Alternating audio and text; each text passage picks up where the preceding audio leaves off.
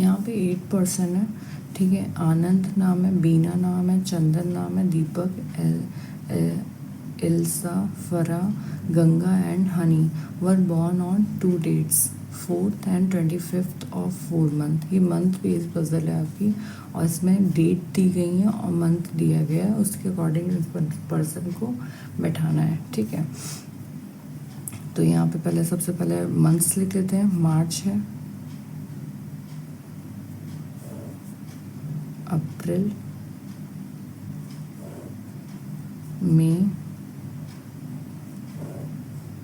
जून, ठीक है। और सभी मंथ्स की 2 डेटें दी गई हैं, एक है 4th और एक है 25th।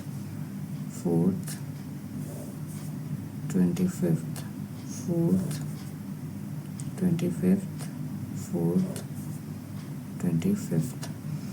यहाँ पे आप लिख सकते हो उसमें, जैसे मार्च आपका हो गया 31 का, 30 का अप्रैल, मई का 31, जून का 30, ठीक है। डेज आपके हो गए, लिख लिया। अगर नीड होती है तो इसकी आपको आप इसमें कर सकते हो, ठीक है। Same order, same year not necessary in the same order, only 1 person born between 1 date. अब एक डेट में कौन होगा, एक ही पर्सन बॉर्न होगा, ठीक है। सबके अलग अलग डेट है। एक चीज़ और है यहाँ पे, जैसे यहाँ पे सबका नाम दिया गया, तो आप ज़रा नोट करिए। आनंद है, बीना है, चंदन है, दीपक है, ये आपके अल्फ़ाबेटिकल ऑर्डर में दिए गए हैं। तो आप आनंद को ए लिख सकते हो, बीना को बी लिख सकते हो, चंदन को सी लिख सकते हो एंड डी को, दीपक को डी लिख सकते हो, एल्सा को ई लिख सकते हो, फरा को एफ लिख सकते हो, और गंगा को जी लिख सकते हो, एच, हनी को एच लिख सकते हो। मतलब इस अल्फ़ाबेट से आप नाम लोगे। नाम अगर पूरे ना लेकर के उनका अल्फ़ाबेट लोगे तो आपको ज़्यादा इजी पड़ेगा और आपको लिखने में भी आसानी रहेगी, ठीक है। कंफ्यूज भी नहीं होगा, ठीक है। बट अगर ये सिमिलर जैसे होते हैं अल्फ़ाबेट, जैसे आनंद हो गया, आशीष हो गया, ऐसे कुछ होते तो फिर आपको उसमें कुछ ना कुछ पार्ट, जैसे आनंद का आप क्या करते हैं, आनंद का ए एन लिख देते हैं, आशीष का ए एस लिख देते हैं, ऐसे अलग अलग पहचानने के लिए, ठीक है। अब आगे करते हैं यहाँ पे। Ganga was born before Elsa. Ganga जो है वो बॉर्न होती है एल्सा के पहले, ठीक है। ये हो गया। Number of person born before Elsa is equal to the number of person born after Anand. Elsa के पहले जो बॉर्न होते हैं, बिफोर एल्सा के पहले बॉर्न होते हैं, आफ्टर आनंद के उतने ही, आनंद के बाद में भी उतने ही होते हैं, ठीक है। Chandan was born 3 person before Elsa. Chandan जो है वो एल्सा के, Chandan was born 3 person before Elsa. Elsa के 3 पर्सन बिफोर कौन होता है, चंदन होता है, ठीक है। 1, 2 एंड सी, यहाँ पे आ गया चंदन, ठीक है। ये हो गया।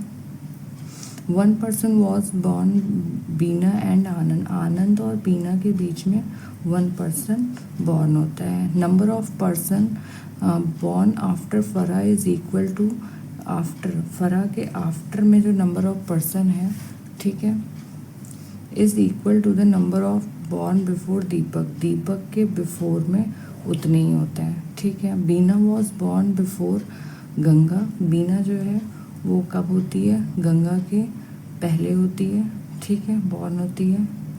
यहाँ पे जी लिख लिया। Honey was born immediately before Deepak. Deepak के इमिडिएटली बिफोर कौन होता है, हनी होता है।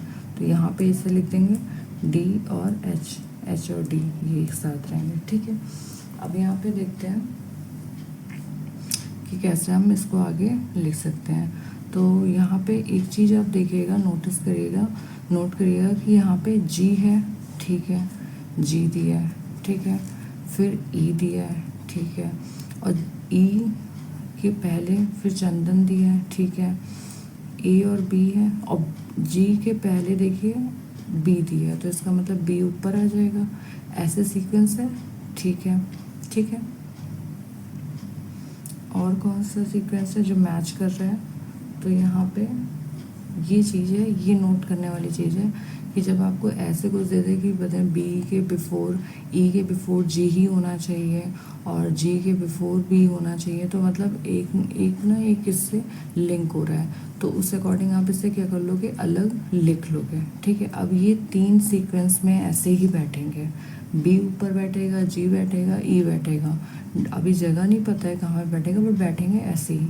ठीक है, तो इसको अब हम यहाँ पे नोट करेंगे। अब सारे इसमें जो भी कंडीशन दी है उसको देखेंगे। ई को एक बार आप नीचे लिख लो। ठीक है, इस केस में ई को एक बार नीचे आप लिख लो। ठीक है, ई के सेकंड में कौन बैठा है, ई के थर्ड पे चंदन बैठा है, 1 2 3 चंदन यहाँ बैठा है। ठीक है, और एक बार ई को दूसरे केस में क्या करते हैं, हम ई को सेकंड पोजीशन पे लिख लेते हैं, 1 2 एंड 3 यहाँ पे लिख लेते हैं। ठीक है, आगे कुछ ऐसा दिया है जिसमें हम मैच कर सकें। ठीक है, तो यहाँ पे ई के ऊपर जितने होंगे उतने ए के नीचे होंगे। ठीक, तो यहाँ पे ए के एक कंडीशन और ले लेते हैं, यहाँ पे ई को इस पोजीशन पे रख के 1 2 3 यहाँ पे चंदन आ गया, और एक कंडीशन और ले लेते हैं, यहाँ पे ई को इधर रख लेते हैं, 1 2 3 यहाँ पे चंदन आ गया। ठीक है, अब इस केस में यहाँ पे ई जो होगा, जितने ई के ऊपर होंगे उतने ए के नीचे होंगे, तो यहाँ पे ई 1 2 3 4 5 6 7 है, तो यहाँ पे भी नीचे 7 होंगे, तो ए यहाँ आ जाएगा।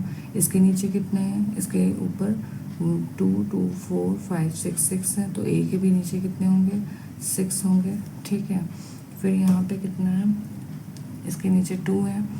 ठीक, तो यहाँ पे भी इसके ऊपर कितना होगा,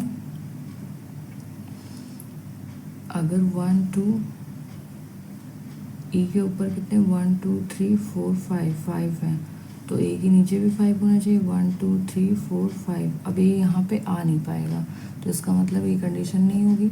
ठीक है, ये केस नहीं होगा आपका। इस केस में देखिए 1 2 3 4 1 2 3 4, अब इस केस में भी ए नहीं बैठ सकता है, इसीलिए आगे कंडीशन हम लिख लेते हैं, पॉसिबिलिटी लेके चलते हैं। यहाँ पे क्या होगा, अगला ए और बी के बीच में एक पर्सन बैठा है, तो यहाँ पे 1 बी यहाँ पे आ जाएगा। इस केस में क्या होगा, बी यहाँ पे आ जाएगा, बी यहाँ पे आएगा ही नहीं। ठीक है, तो ये आपका रॉन्ग हो जाएगा। अब हमारे पास एक ही केस है और इसी में ही हमें रखना है। ठीक है, तो ये हमने कर लिया है, और फिर क्या कह रहा है, जी और ई है, ये हमने कर लिया, ये हमारा हो गया। अब हमें डी और एच को बैठाना है। ठीक है, डी और एच एक साथ होने चाहिए, तो एच यहाँ पे आ जाएगा और डी यहाँ पे आ जाएगा।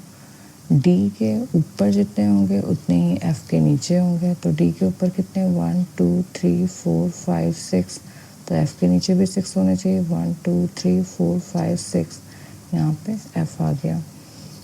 अब क्या बचा है, ये हो गया, ये हो गया। अब कह रहा है जी ई के ऊपर होगा, तो जी यहाँ पे आ जाएगा।